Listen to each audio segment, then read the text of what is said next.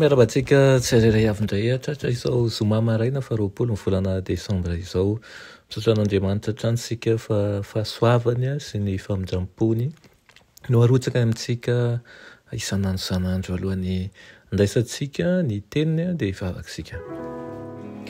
Andriamanitra tsara andezan-danitra mbola misaotra anao izay ny amin'ny tombonandro omenao anay foazonao indray izahay mba handray fahasoavanao handray ny hery avy aminao ary koa hisitraka ny famindramponao mangataka aminao mba hoeto aminay anio amela ny elokay sy ny fahadisoanay rehetra ka irina indrindra tompo ianao mihitsy no hanavao anay aminaran'i Jesosy amen.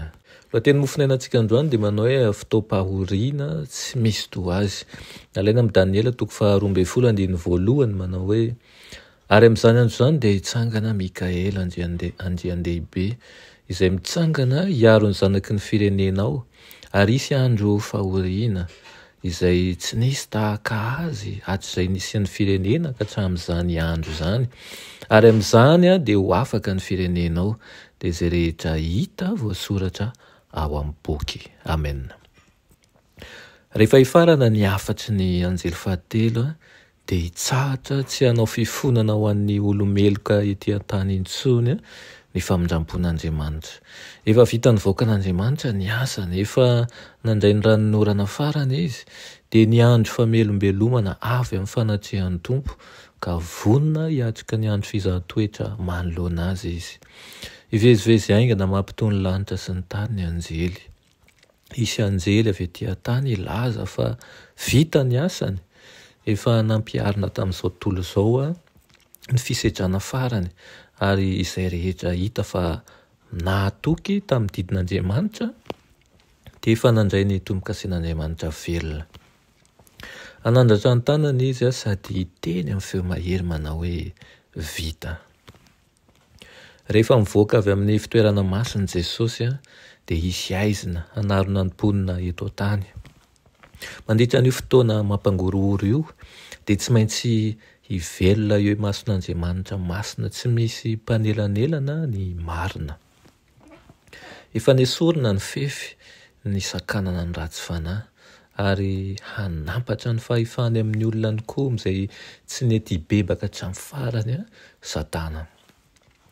Mifarana ny faharipon'Andriamanitra, nitsipaka ny famindrampony izao tontolo izao nanamavy ny fitiavany ary nanitsakitsaka lalàny.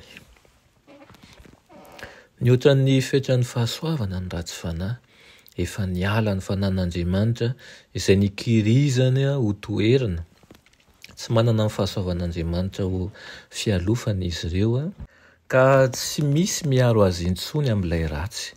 Rehefa hitsahatra tsy azona an'ireo rivotra masika ny filanam-bany eo amin'ny olombelona ny anjelin'Andriamanitra dia ho vahana izay rehetra mahatonga ny ady.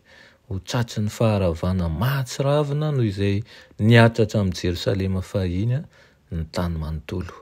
Ireo izay madio tanana sy madio am-po ihany no ahajoro amin'izany andro fizahan-toetra izany. Ankehitriny no fotoana mety raha lasy anam-pahavisana.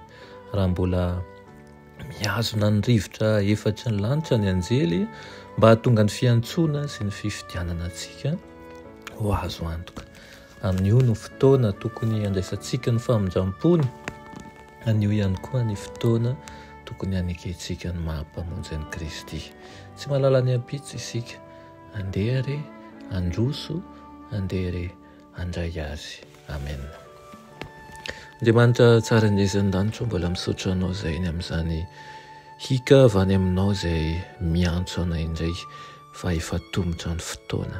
Mangataka aminao izahay esoro anatinay ny tsy firehana fa aoka ny ahatsapa fa tsy mahalala ny ampitso izahay ka amin'ity anio ity day anararoatra handray ny famindramponao aminaran'i Jesosy. Amen.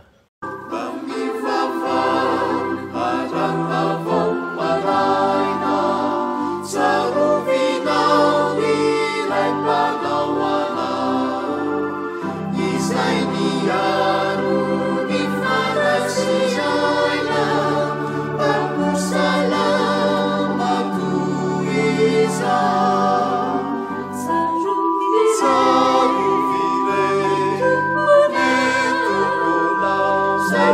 Alleluia.